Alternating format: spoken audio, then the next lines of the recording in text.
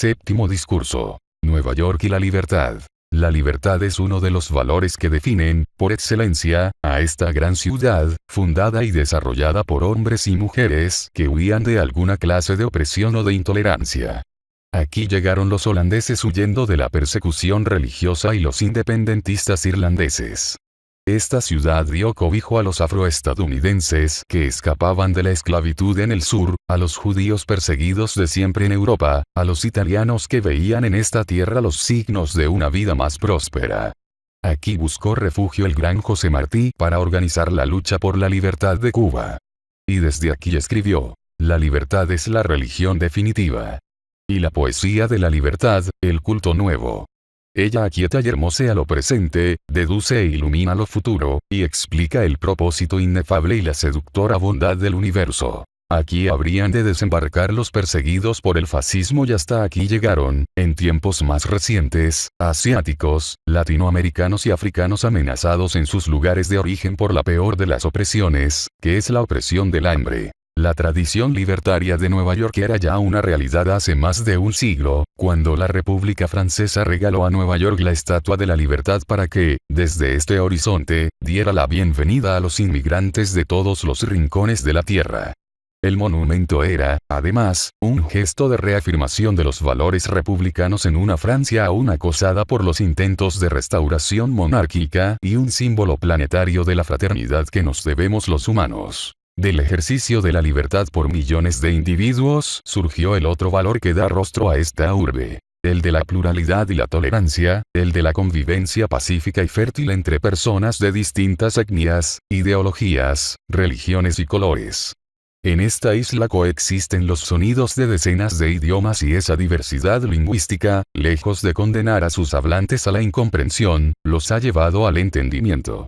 El mundo reconoció esos principios fundadores de la urbe al establecer, aquí, la sede principal de la Organización de Naciones Unidas. Por eso, paisanos, a pesar de los pesares, celebro que ustedes y cientos de miles de mexicanos estén viviendo y trabajando en esta ciudad que ha sido, es y seguirá siendo, un santuario de libertad y tolerancia. Sin embargo, no debemos olvidar que están aquí por necesidad, como exiliados. Ustedes, como muchos otros compatriotas, han sido víctimas de la llamada política neoliberal que se viene imponiendo en nuestro país desde hace más de 30 años, y que ha empobrecido a nuestro pueblo para satisfacer la ambición de una pequeña minoría dedicada al saqueo y la corrupción. En los tiempos del neoliberalismo o neoporfirismo creció la migración porque, en este mismo periodo, la economía de México ha permanecido estancada, se abandonó el campo, se dejaron de crear empleos, aumentaron el hambre y la pobreza, y se desataron la inseguridad y la violencia.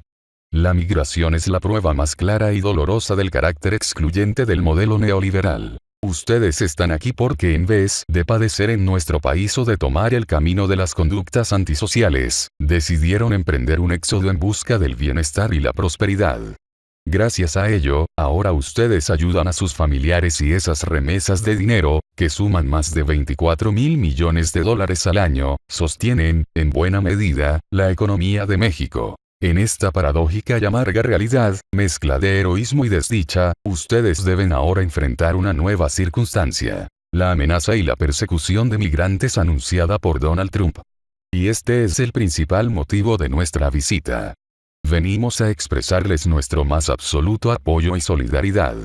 Hemos emprendido esta gira por la Unión Americana para defender a migrantes, mexicanos y de otras latitudes, ante la campaña de odio promovida por el nuevo gobierno estadounidense. Lo he dicho en otros lugares y lo repito ahora. Es una canallada que Trump y sus asesores se expresen de los mexicanos como Hitler y los nazis se referían a los judíos, justo antes de emprender la infame persecución y el abominable exterminio. También estamos convencidos de que se trata de una estrategia demagógica y electorera, que si bien les sirvió a Trump y a los suyos para hacerse con la presidencia, no les permitirá ni afianzarse en el gobierno ni mucho menos lograr la reelección, pero, además, es absurdo querer cerrar este gran país a los extranjeros, porque se ha construido con el esfuerzo de hombres y mujeres de todo el mundo.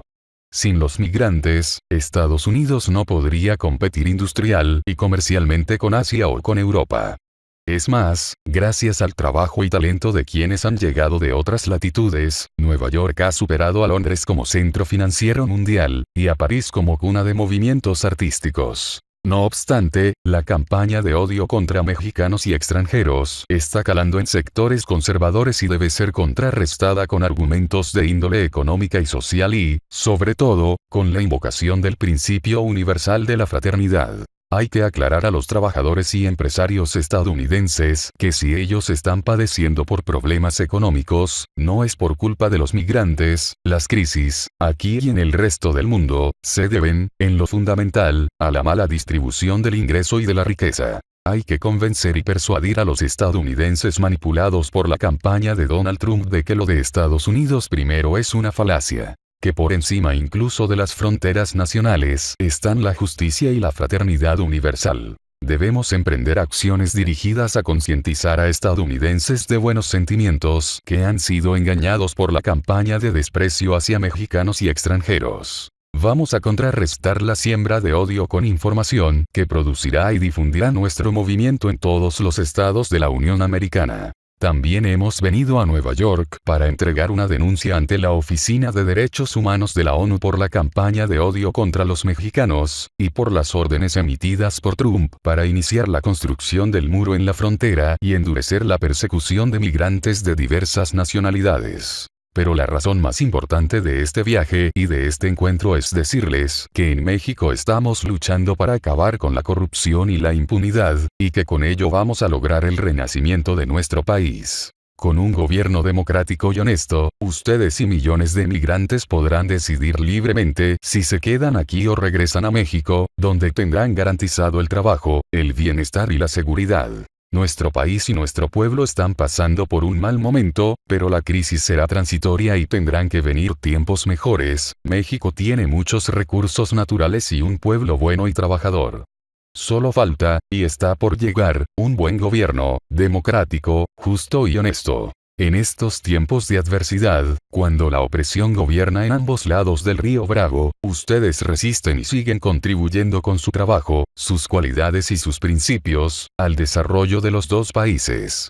Por eso quiero repetirles, con un espíritu de lucha pacífica y una convicción fraterna entre todos los humanos, lo que el general Ignacio Zaragoza dijo a los mexicanos que se aprestaban a defender a su país frente a los invasores franceses. Tenemos ante nosotros al mejor ejército del mundo, pero vamos a triunfar porque ustedes son los mejores soldados de la patria. No perdamos la esperanza ni la certeza de un mejor futuro. Los mexicanos somos herederos de culturas milenarias y de grandes civilizaciones. Nos hemos sobrepuesto a vasallajes e invasiones, hemos derrotado dictaduras y hemos sido constructores de grandeza. Muy pronto recuperaremos el país y México los recuperará a ustedes. Octavo discurso. El silencio cómplice del gobierno de Peña Nieto. Nueva York y Washington, D.C., 14 y 15 de marzo de 2017. Al día siguiente de la reunión con migrantes en Nueva York, teníamos una entrevista con el Alto Comisionado de las Naciones Unidas para los Derechos Humanos, la cual se suspendió por una tormenta de nieve. No obstante, se entregó en su oficina un escrito de protesta por la campaña de odio contra los mexicanos y por las órdenes emitidas por Donald Trump para iniciar la construcción del muro en la frontera y endurecer la persecución de migrantes de diversas nacionalidades. Esta denuncia debía presentarla el gobierno mexicano desde el primer momento en que se tomaron estas medidas arbitrarias que violan la Carta de Derechos Humanos, que suscribieron y ofrecieron cumplir todos los gobiernos, incluido el de Estados Unidos. Sin embargo, el régimen que encabeza Enrique Peña Nieto, carente de toda autoridad moral y política, o bien, debido al chantaje que habrían podido ejercer sobre él diversas dependencias de Washington, ha permitido la insolencia y el ultraje del mandatario de Estados Unidos en contra de nuestros connacionales. Señor Andrew Gilmore, secretario general adjunto de las Naciones Unidas para los Derechos Humanos y titular de la Oficina del Alto Comisionado para los Derechos Humanos en Nueva York. Presente. Respetable señor Gilmore. Como es del conocimiento del mundo entero, el pueblo de México enfrenta una grave crisis económica, de bienestar social, inseguridad y violencia. Este proceso de degradación progresiva se produjo como consecuencia de la imposición del modelo neoliberal surgido del llamado Consenso de Washington. Desde entonces, un pequeño grupo de mexicanos y extranjeros se ha dedicado a saquear y a despojar a la inmensa mayoría del pueblo de sus bienes, de su presente y de su futuro. A esta minoría rapaz no le importa el desarrollo del país. El gobierno a su servicio ha cometido graves omisiones y se han acumulado grandes rezagos. En los últimos 30 años la economía de México es de las que menos han crecido en el mundo. Se abandonó la política de fomento al campo. Se dejaron de crear empleos y se desatendió por completo a los jóvenes, a los cuales se les ha negado el derecho a la educación y al trabajo. Esto explica, en gran medida, el resentimiento social y el estallido de violencia que desde hace años aqueja a mi país. En medio de esta crisis, obligados por las circunstancias, millones de mexicanos han emprendido un interminable y doloroso éxodo por los desiertos para cruzar la frontera a fin de ganarse la vida con su trabajo honrado en Estados Unidos. Por si fuese poco, ahora, los millones de mexicanos que fueron expulsados de nuestro país por las privatizaciones y la falta de empleo, y que emigraron para mitigar su hambre y su pobreza, están siendo víctimas de la política de odio y discriminación promovida desde la campaña presidencial por el ahora presidente Donald Trump y su equipo de asesores. Es un hecho que las órdenes dictadas por el mandatario de Estados Unidos para construir un muro en la frontera y perseguir a los migrantes en este país violan, en diversos aspectos, la Declaración Universal de los Derechos Humanos, el Pacto Internacional de Derechos Civiles y Políticos y el Pacto Internacional de Derechos Económicos, Sociales y Culturales, documentos fundamentales de la legalidad internacional y referentes obligados de las legislaciones nacionales de los Estados miembros de la ONU, incluido Estados Unidos de América. En virtud de lo anterior, y dado que la subordinación del presidente Enrique Peña Nieto a los dictados estadounidenses equivale a una total ausencia de gobierno en México, venimos a solicitarle que tenga como presentada esta queja y la eleve a las instancias necesarias y urgentes contra el gobierno de Estados Unidos por violación de diversos derechos humanos y por prácticas de discriminación racial.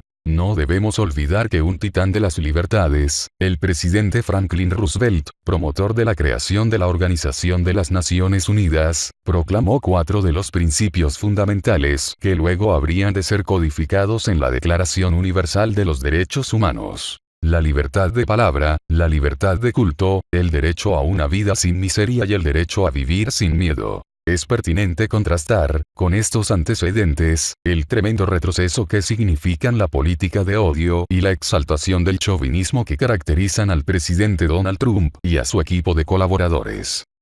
Noveno discurso. El gobierno de Estados Unidos. Candil de la calle y oscuridad de la casa. San Francisco, California, 20 de marzo de 2017. Hemos venido aquí para manifestar nuestro apoyo y solidaridad a mexicanos inmigrantes que padecen de acoso y discriminación, pero el propósito de esta visita es también hacer conciencia, en la medida de nuestras posibilidades, entre los sectores conservadores de Estados Unidos que, víctimas de la manipulación, piensan que sus males son causados por los extranjeros. En estos momentos en que la propaganda gubernamental asusa a unos contra otros y explota con irresponsabilidad el patrioterismo, el chauvinismo y el odio, nuestro deber es aclarar que los problemas económicos y sociales, en Estados Unidos y en el mundo, se producen casi siempre por la corrupción política, la impunidad, el uso faccioso del gobierno y la mala distribución del ingreso y de la riqueza. El caso de Estados Unidos es muy ilustrativo de cómo el simple progreso material no necesariamente genera mejores condiciones de vida y de trabajo. La economía de este país es, por mucho, la más grande del mundo. Sin embargo, en el índice de calidad de vida correspondiente a 2016 Estados Unidos aparece en el lugar número 13, por debajo de Irlanda, Suiza, Noruega, Luxemburgo, Suecia, Australia, Islandia, Italia, Dinamarca, España, Singapur y Finlandia. En cuanto a las 30 ciudades con mejor calidad de vida, 18 de ellas se encuentran en Europa, 6 en Oceanía, 4 en Canadá, 1 en Asia y 1, precisamente esta, San Francisco, en territorio estadounidense. Es claro que en este país hay un déficit social muy importante. Ello se expresa en forma cruda en los 45 millones de pobres que existen en Estados Unidos, cerca de un 15% de su población. Por eso es lamentable que en lugar de proponerse una reducción de la pobreza y la desigualdad social, el gobierno de Estados Unidos responsabilice a México y los mexicanos por sus problemas sociales. En vez de construir muros, perseguir migrantes y usar la fuerza, sería más humano y más eficaz contar en todo el mundo con buenos gobiernos y procurar mejores niveles de bienestar. Este es el espejo en que debería verse la vida pública de Estados Unidos. No repartir culpas a diestra y siniestra, sino empezar por aceptar que algo anda mal cuando una enorme potencia económica y tecnológica mantiene a su pueblo en niveles de bienestar y desarrollo por debajo de otras naciones, y a un sector de ella por debajo del nivel de pobreza. Algunos datos. En pobreza, Estados Unidos ocupa el lugar 36 entre los países del mundo. En corrupción, alcanza el 18. Es una de las sociedades con mayor desigualdad. Según la Organización para la Cooperación y el Desarrollo Económico, OCDE, el salario promedio en Estados Unidos es menor que en Luxemburgo, Holanda, Australia, Bélgica, Alemania, Francia, Nueva Zelanda, Irlanda, Inglaterra, Canadá y Japón. El Foro Económico Mundial coloca a Estados Unidos en el lugar 16 con respecto a la calidad educativa, y la ONU le otorga el sitio 28 en salud. A ello ha de agregarse que en este país no existe, como en otros, progresividad en el pago de impuestos. Proporcionalmente hablando, contribuyen más los trabajadores y los integrantes de las clases medias que las grandes corporaciones industriales, comerciales y financieras, y que hay aquí potentados que evaden el pago de impuestos. En este aspecto, Estados Unidos es el país que pierde la mayor cantidad de dinero, 337.000 millones de dólares al año, por evasión fiscal. Además, aquí se privilegia el gasto armamentista. El presupuesto de defensa del gobierno de Washington es de 522.000 millones de dólares al año, lo que supera el gasto armamentista conjunto de China, Rusia, Arabia Saudita, Reino Unido, Francia, Alemania, Japón, India e Israel, según cifras del Instituto Internacional de Estudios Estratégicos. Ahora Donald Trump está proponiendo al Congreso un gasto militar de 574.000 millones de dólares, es decir, un incremento de 10%, mientras que el presupuesto a la vivienda se reduce 14%. Transporte, 13%. Educación, 14%. Salud, 16%. Justicia, 20%. Agricultura, 21%. Trabajo, 21%. Programas de desarrollo, 29%, y medio ambiente, 31%. Esto explica, en mucho, por qué hay mayor calidad de vida en Irlanda, Noruega, Suecia, Islandia, Dinamarca, Italia o España que en Estados Unidos, porque los sistemas de salud pública de esas naciones son notablemente superiores al estadounidense, y por qué aquí se ha deteriorado tanto el estado de bienestar.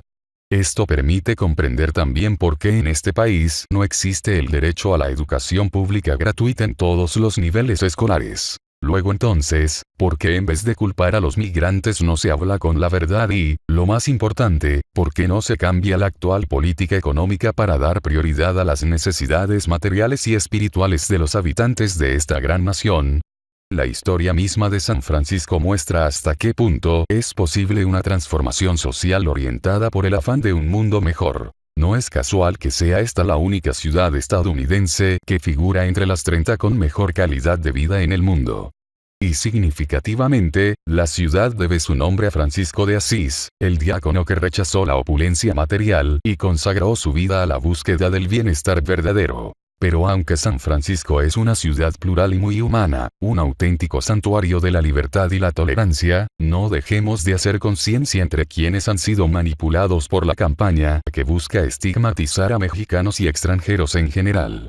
Caminemos hacia el ideal de un mundo sin discriminación ni fronteras en el que reinen la justicia, la paz y la fraternidad. Cuando hablamos de bienestar no solo nos referimos a la satisfacción de necesidades materiales, sino también al fortalecimiento de principios sociales, morales y espirituales. Ciertamente, nadie puede ser feliz sin trabajo, alimentación, vivienda y servicios de salud.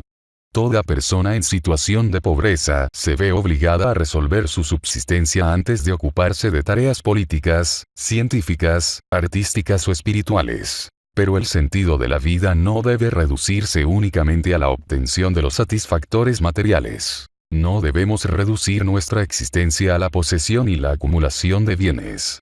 No solo de pan vive el hombre, reza el refrán, y un individuo sin apego a una doctrina o a un código de principios no necesariamente logra la felicidad. En algunos casos, triunfar a toda costa, sin escrúpulos morales, conduce a una vida vacía y deshumanizada. De ahí que debe buscarse siempre el equilibrio entre lo material y lo espiritual. Procurar que a nadie le falte lo indispensable para la sobrevivencia, y cultivar los mejores sentimientos y actitudes hacia nuestros semejantes. Al gran poeta José Martí le resultaban abominables los pueblos que, por el culto de su bienestar material, olvidan el bienestar del alma, que aligera tanto los hombros humanos de la pesadumbre de la vida, y predispone gratamente al esfuerzo y al trabajo. Tengo la convicción de que los problemas que aquejan a México y Estados Unidos se resolverán en la medida en que los gobiernos de ambos países se consagren a superar la desigualdad, la pobreza y la corrupción en sus respectivos territorios, y que entonces, más temprano que tarde, veremos el surgimiento de una era de libertad y de fraternidad en los dos lados de la frontera.